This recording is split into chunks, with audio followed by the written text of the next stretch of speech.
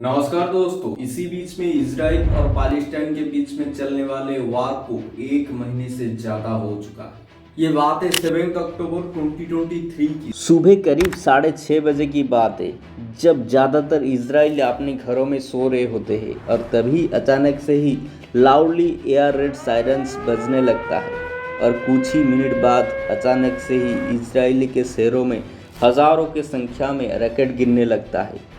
यहाँ पर Hamas group दावा करता है कि 5,000 रॉकेट्स फायर किया गया है, लेकिन इजरायली की एयर डिफेंस फोर्स एस्टिमेट करती है कि सिर्फ 2,200 रॉकेट फायर किया गया है, लेकिन यहाँ पर 5,000 रॉकेट्स फायर किया गया था 20 मिनट के अंदर अंदर। वैसे रॉकेट यानी मिसाइल को काउंटर करने के लिए इजराइल के पास दुनिया का one of the most advance smart barrier technology है, लेकिन उसके बावजूद भी स्मार्ट बैरियर इस हादसे को काउंटर करने में फेलुअर रहता है। तो आइए इस तमाम घटना के बारे में और गहराई से जानने को कोशिश करते हैं। I've already said that. Calling for the release. I've acknowledged that. I'm concerned about the ones who were chanting death to the Jews, the ones who... Ones as heavy as Israel's in Gaza. So Israel will have to send troops. Israel और फिलिस्तीन को मिलाकर Israel क्यों नहीं है Asian games में, जानिएगा तो पता चलेगा कि यहाँ नक्शा पर नज़र डाले तो वेस्ट बैंक पे पालेस्टीन के बहुत सी लोग रहते हैं जो फतेह के कंट्रोल में है। फतेह जो कि एक पॉलिटिकल पार्टी है। इस तरह ही साउथ वेस्ट कर्नर पे गाजा स्ट्रिप मौजूद है। यहाँ पर भी पालेस्टीनियन रहते हैं जिसको हामास कंट्रोल करता है, और ये दोनों अलग अलग जगह पर लाए करते हैं, जिसके वजह से इन लोगों के अंदर भी एक अलग सी कॉन्फ्लिक्ट दिखने को मिलता है। मतलब समझ रहे हो ना, पालेस्टाइन के बीच में भी लड़ाई चलता है और सबसे बड़ा कॉन्फ्लिक्ट दिखने को मिलता है जेरूसलम की वजह से। जेरूसलम एक सिटी है जो कि पालेस्टाइन और इजराइल के बीचों बीच लाया करता है, जहाँ पे आपको तीनों रिलीजियंस के लोग दिखने को मिल जाएंगे, जैसे कि क्रिश्चियन, ज्यूइश और मुस्लिम। और जेरूसलम में इन तीनों धर्म के लोगों के लिए मंदिर बनाया गया है, जहाँ पे इन लोगों का रोज आना जाना चलता रहता है। मगर यहाँ पर जियोपॉलिटिक्स के चलते दोनों देश दावा करते हैं कि जेरूसलम पर सिर्फ हमारा ही अधिकार है, जिसके चलते इजराइल और पालेस्टाइन के बीच में हमेशा कॉन्फ्लिक्ट चलता रहता है।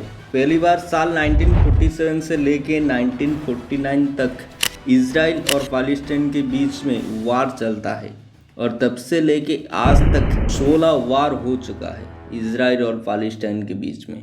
और इस सभी वार के पीछे हमास को भी जिम्मेदार बताया जाता है। और अभी रिसेंटली जो वार चल रहा है इसके जिम्मेदार भी हमास ही है। दरअसल ये जो हमास है इसको बहुत सी देश इंटरनेशनल टेररिस्ट मानते हैं। Canada, European union, Israel, Japan, Australia, USA, UK. तो इसके बारे में पहले से ही बता चुका हूँ कि आमतौर पे इजराइल के पास दुनिया का one of the most advanced smart barrier यानी आयरन डोम एयर डिफेंस सिस्टम है, जिसको मोसाद ऑपरेट करता है। यहाँ पे मोसाद दुनिया का one of the most powerful intelligence agency है, जो कि इजराइल को डिफरेंट थ्रेट्स और वार से प्रोटेक्ट करता है। और कैसे ये काम करता है, आमतौर पे आयरन डोम सिस्टम में 3 यूनिट्स होता है। पहला राडार सिस्टम यूनिट, दूसरा कंट्रोल सिस्टम और तीसरा मिसाइल फायरिंग यूनिट। तो पहले राडार सिस्टम यूनिट मिसाइल की इनकमिंग प्रोजेक्टाइल मोशन को डिटेक्ट करता है और उसके बाद कंट्रोल सेंटर को सिग्नल भेजता है, और वही डिसाइड करता है कि यह मिसाइल सिक्योरिटी पर खतरा है।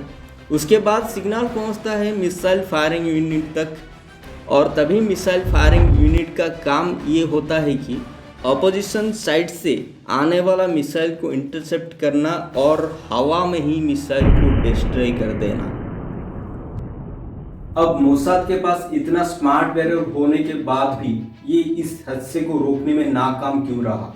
इसका एक बड़ा रीजन ये था कि 20 मिनट के अंदर अंदर ही हमास ने इजराइल के ऊपर 5,000 रॉकेट्स एक साथ फायर करता है, और इजराइल उन्हीं में से सिर्फ 45% रॉकेट्स को ही इंटरसेप्ट करके हवा में डिस्ट्रॉय कर पाता है। मगर बाकी रॉकेट्स इजराइल के अलग अलग रीजन्स पर गिरता है, जिसमें इजराइल के 1400 लोगों का डेथ हो जाता है।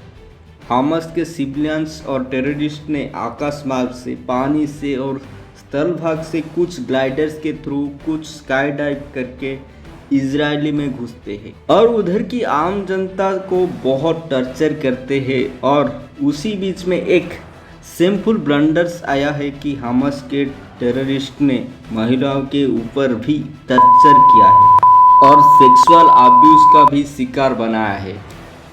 ये सारी घटना घटने के बाद इजरायली यहाँ पर पैलेस्टाइन के खिलाफ स्टेट ऑफ वार डिक्लेयर कर देता है। इजरायली के तरफ से गाजा स्ट्रिप के बॉर्डर पर रहने वाले सिविलियंस को उस जगह को जल्द ही खाली करने के लिए बोलते हैं ताकि इजराइल वहां पे रह के अपना सीक्रेट ऑपरेशन को अंजाम दे सके।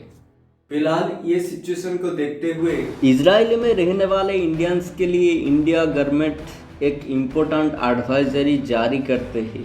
किसी इमरजेंसी सिचुएशन में इस फ़ोन नंबर पे कांटेक्ट कर सकते हैं या तो फिर ईमेल भी डाल सकते हैं।